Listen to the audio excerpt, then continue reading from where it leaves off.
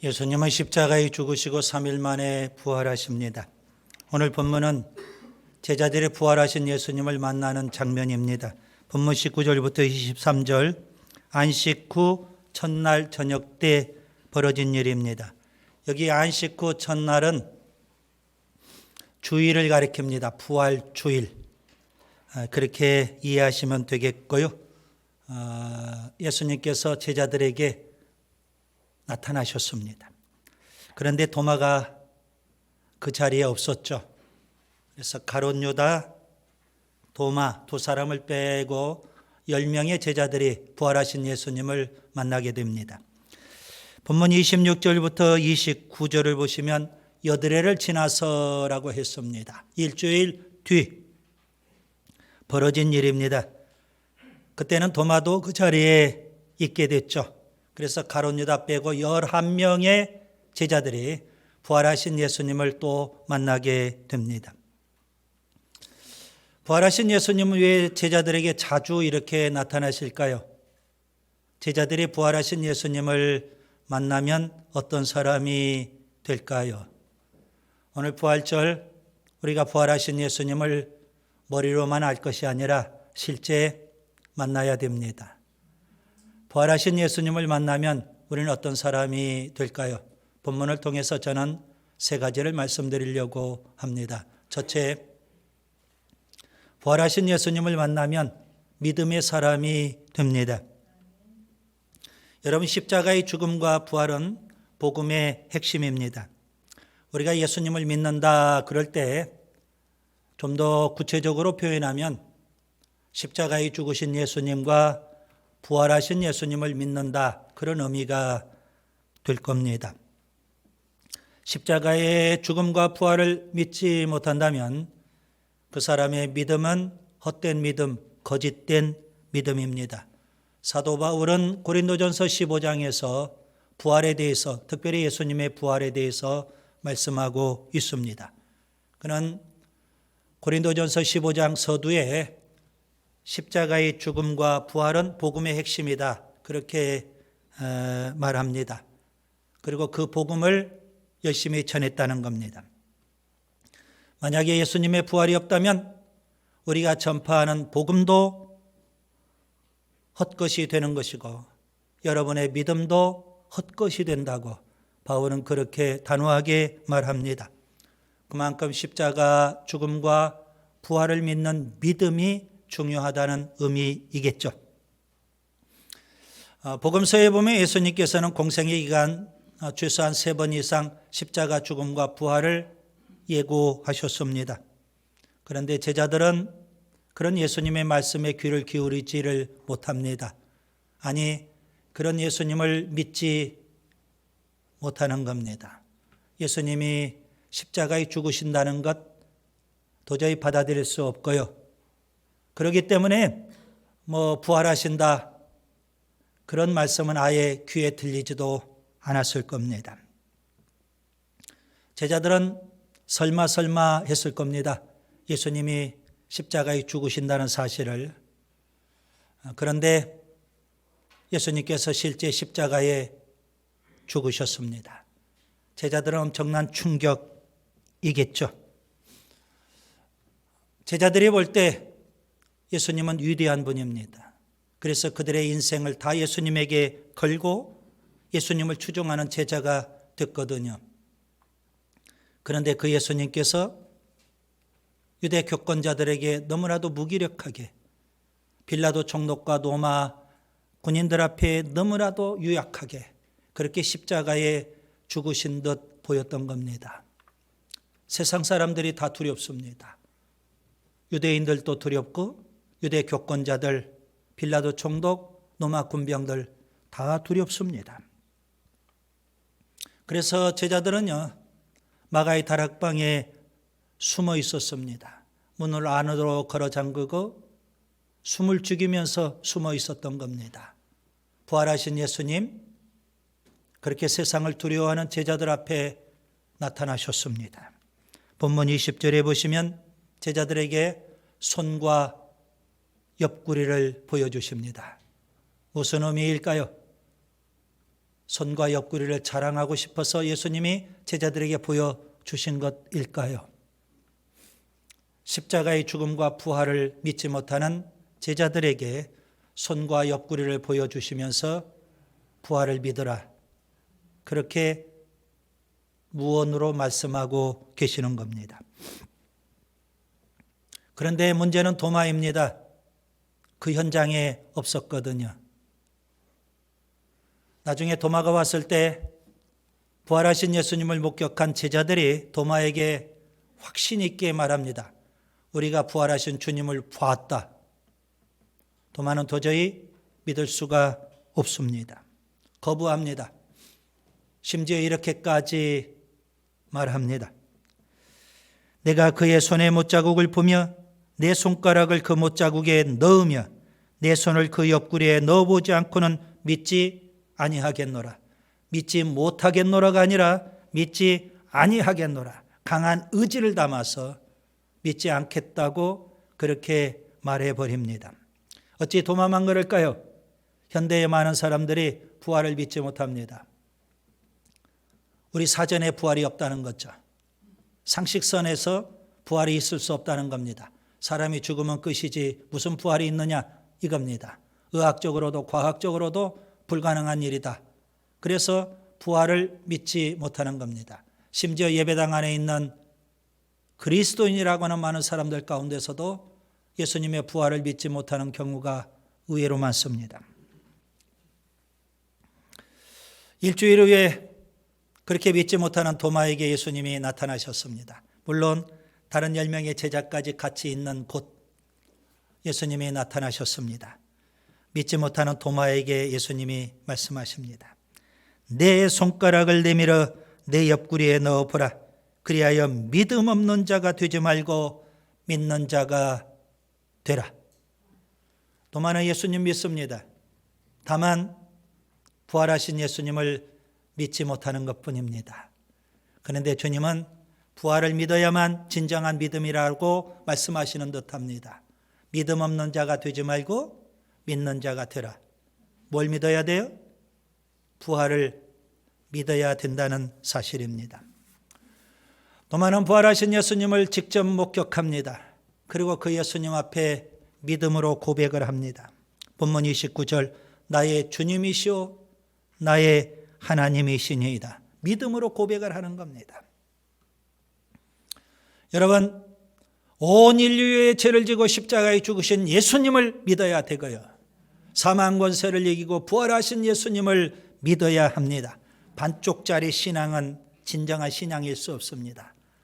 제자들이 볼 때 예수님 십자가에 죽으신 것 봤습니다.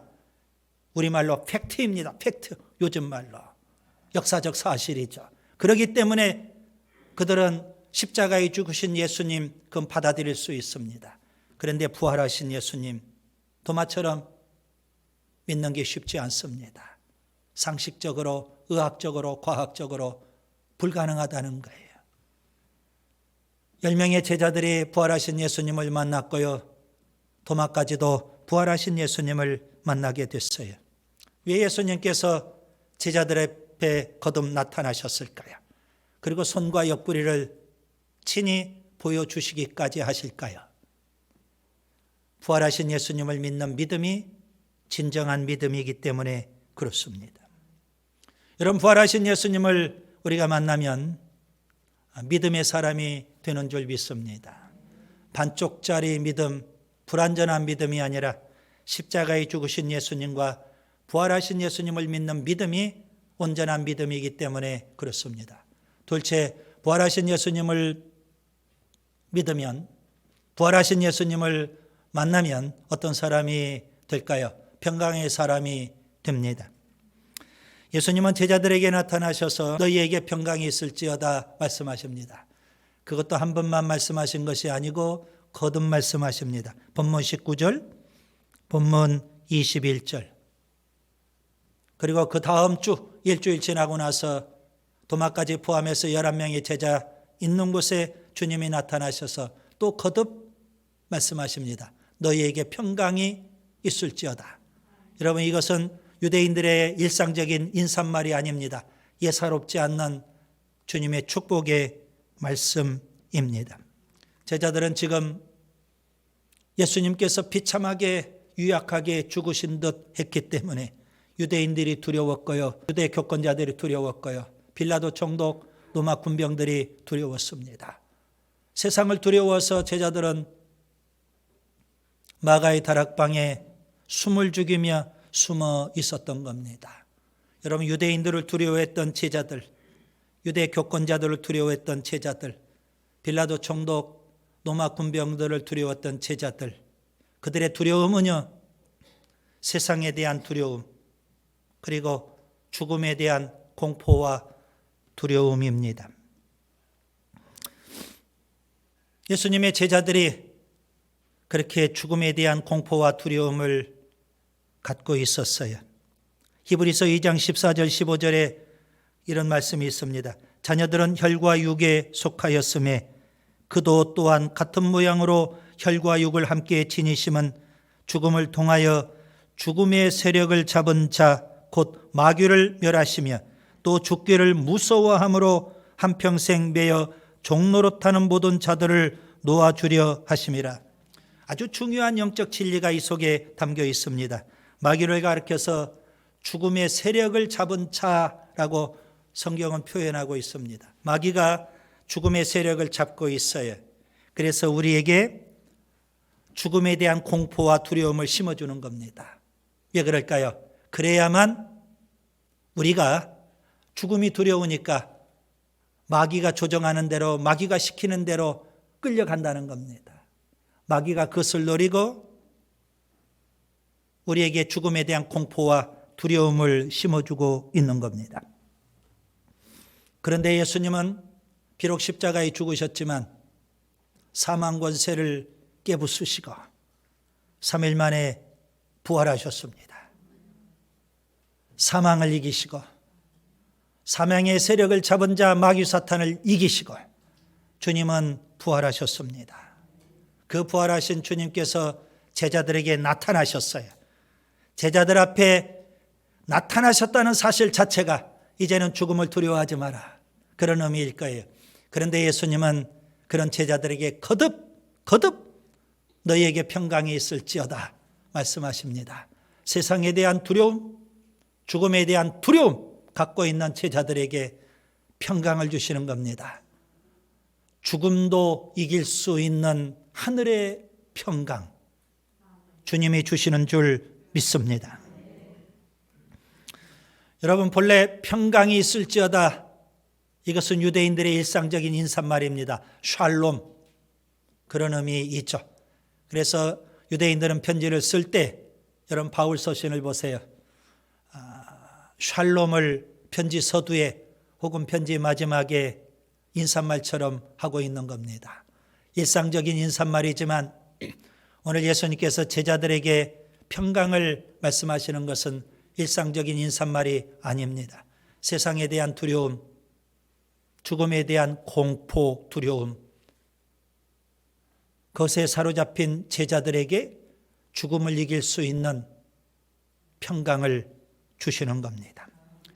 예수님은 제자들에게 믿음을 주시죠. 진정한 믿음 뿐만 아니라 죽음을 두려워하지 않는 평강도 주시는 겁니다. 십자가에 죽으시기 전날 밤 예수님께서 제자들에게 다락방 강화의 말씀을 하셨습니다. 그때 예수님께서 이런 약속의 말씀을 주십니다.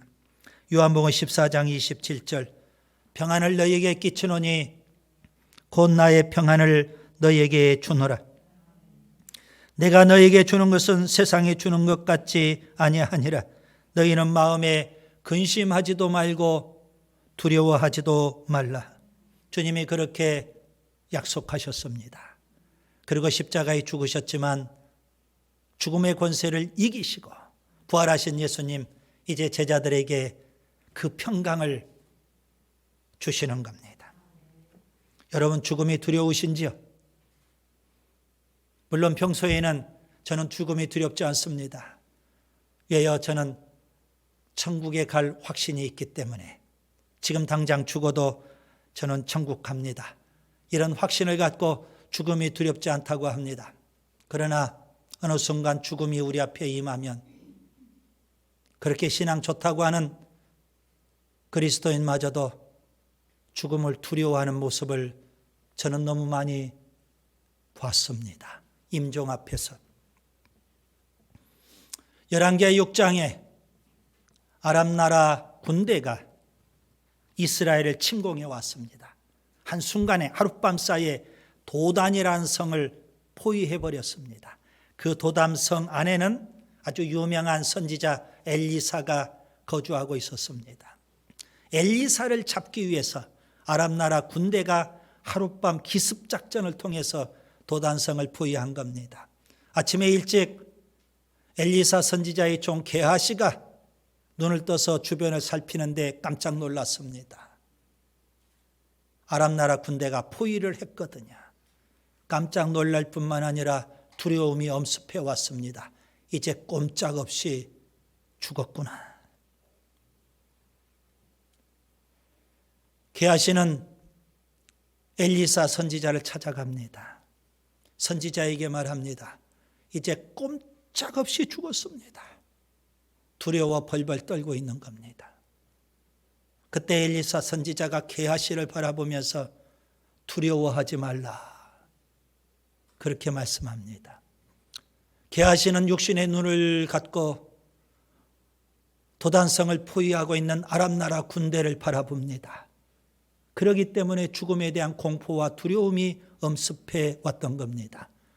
그런데 엘리사 선지자는 영의 눈을 갖고 도단성을 포위하고 있는 아람 나라 군대뿐만 아니라 그 아람 나라 군대를 포위하고 있는 하늘의 불말과 불병거를 보게 되는 겁니다. 그렇기 때문에 그는 하늘의 평안을 누리고 있는 겁니다. 게하시와 엘리사 선지자의 결정적인 차이가 바로 거기에 있습니다. 게하시는 죽음에 대한 공포와 두려움에 엄습해 있죠. 꼭 우리들과 같습니다. 그런데 엘리사 선지자는 하늘이 준 평안을 누리고 있는 겁니다. 사망 권세를 이기신 예수님, 죽음의 세력을 꽉 붙잡고 있는 마귀 사탄을 이기신 예수님, 부활하신 예수님을 여러분이 믿으시는지요? 그 예수님은 지금도 우리에게 오셔서 너희에게 평강이 있을지어다. 이건 일상적인 인사말이 아니잖아요. 이제는 죽음 두려워하지 말라는 겁니다. 여러분, 우리가 진정한 믿음을 갖고 있다면 하늘이 준 평안을 또한 누릴 수 있어야 하는 줄 믿습니다. 죽음마저도 두려워하지 않는 그런 하늘의 평안을 우리가 누려야 하지 않을까요? 셋째, 부활하신 예수님을 만나면 어떤 사람이 될까요? 사명의 사람이 됩니다. 예수님은 제자들에게 이렇게 말씀하십니다. 아버지께서 나를 보내신 것 같이 나도 너희를 보내노라. 하나님께서는 독생자 예수님 세상에 보내셨습니다. 거저 보내신 것이 아니라 소풍가라고 세상에 보내신 것이 아니고요. 사명을 부여해서 세상에 보내셨어요. 그래서 예수님 하나님이 주신 사명 때문에 십자가에서 우리의 죄를 다 지고 물과 피를 쏟으셨고요. 그리고 사망 권세를 이기고 부활하셨어요. 하나님이 주신 사명을 다 감당하신 예수님, 이제 3년 동안 훈련시킨 제자들, 그런 제자들을 또 사명을 부여해서 세상으로 파송하시는 겁니다. 여러분, 우리가 받은 구원으로 만족하면 안 됩니다. 죽음도 두려워하지 않는 하늘의 평안을 누리는 것으로 만족하면 안 됩니다.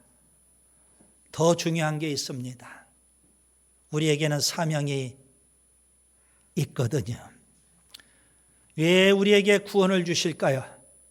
왜 우리에게 죽음도 두려워하지 않는 평안을 주실까요? 사명 때문입니다. 예수를 믿고 오래되었는데 아직도 나에게 주어진 사명을 모른다면 비극입니다. 영적 무지함입니다. 다메섹에서 예수님을 만났던 사도 바울, 그는 두 가지 질문을 던집니다. 이 두 가지 질문은요, 우리가 던져야 될 질문, 핵심적인 질문, 우리 인생이 주님 앞에 던져야 될 가장 중요한 질문입니다. 그 질문 중에 하나는 뭘까요? 주님, 누구십니까? 날 구원해 주신 예수님이 어떠한 분인지 우리가 알아야 되지 않을까요? 하나님께서는 친절하게 성경을 통해서, 교회를 통해서, 목회자를 통해서 우리를 구원해 주신 예수님이 어떠한 분인지 우리가 질문을 던지지 않아도 자세하게 가르쳐 주시고, 그래서 우리가 잘 알고 있습니다. 두 번째 질문이 있습니다. 바울이 던졌던 두 번째 질문, 우리가 반드시 던져야 될 두 번째 질문, 주님, 무엇을 하오리이까? 사명을 위한 질문입니다. 주님, 왜 나를 구원해 주셨는지, 내가 구원받았다면 이제 내가 해야 될 일이 무엇인지요? 그래서 예수님께서는 바울에게 이방인의 사도가 되라 사명을 맡겨주신 것 아니겠습니까? 여러분, 주님 앞에 질문을 던지세요. 날 구원해 주신 예수님 누구시죠? 어떤 분이시죠? 답할 수 있어야 됩니다. 그리고 예수님, 제가 무엇을 해야 되죠? 답할 수 있어야 됩니다. 주님이 주신 사명이 있거든요. 여러분, 우리가 사명을 감당하려면 두 가지 무장해야 될 게 있습니다. 오늘 본문에 보니까 본문 22절에 보면 성령으로 무장해야 됩니다. 그래서 주님은 성령을 받으라 말씀하십니다. 그리고 또 하나는 본문 23절 죄사함의 복음을 주십니다. 그래서 여러분, 한편으로는 성령으로 무장하고 또 한편으로는 죄사함의 복음으로 무장하고, 그리고 우리가 사명을 감당해야 되는 줄 믿습니다. 부활하신 예수님을 제자들이 체험했어요. 그렇기 때문에 제자들은 이제 부활의 증인으로 사는 거예요. 여러분, 제자들이 전해야 될 죄사함의 복음, 이것은 바로 부활의 복음입니다.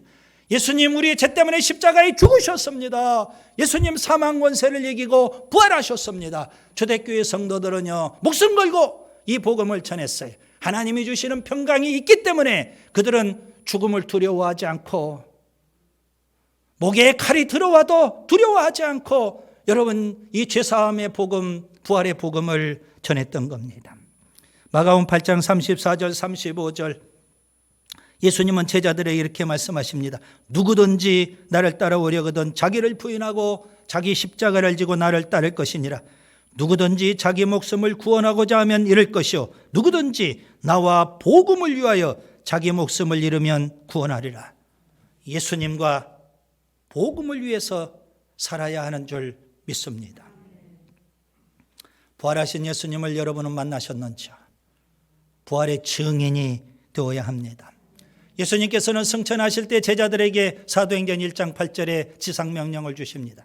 오직 성령이 너에게 임하시면 너희가 권능을 받고 예루살렘과 온 유대와 사마리아와 땅끝까지 이르러 내 증인이 되리라.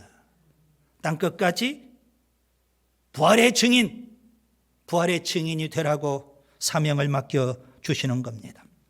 왜 우리가 성령으로 충만해야 될까요? 성령 충만해야만 사명을 감당할 수 있으니까. 성령 충만해야만 복음을 전할 수 있으니까. 성령 충만해야만 우리가 일상의 삶에서 평신도 사역자로 사명에 살 수 있으니까. 성령 충만해야만 전도의 열매를 맺을 수 있으니까. 성령으로 충만해야 되는 겁니다. 사도 바울을 보세요. 다메섹에서 예수님을 만나고 그의 삶이 혁명적으로 변화가 됩니다. 예수님 만나기 전, 부활하신 예수님을 만나기 전 그는 예수님을 몹시 증오했습니다. 그리스도인들을 몹시 싫어하고 핍박합니다. 교회를 아예 없애버리려고 작정한 사람이었습니다. 그런 그가 다메섹에서 부활하신 예수님을 만나고 그의 인생이 변화가 됐어요. 한마디로 표현하면 그는 사명에 살고 사명에 죽는 인생이 되었던 겁니다.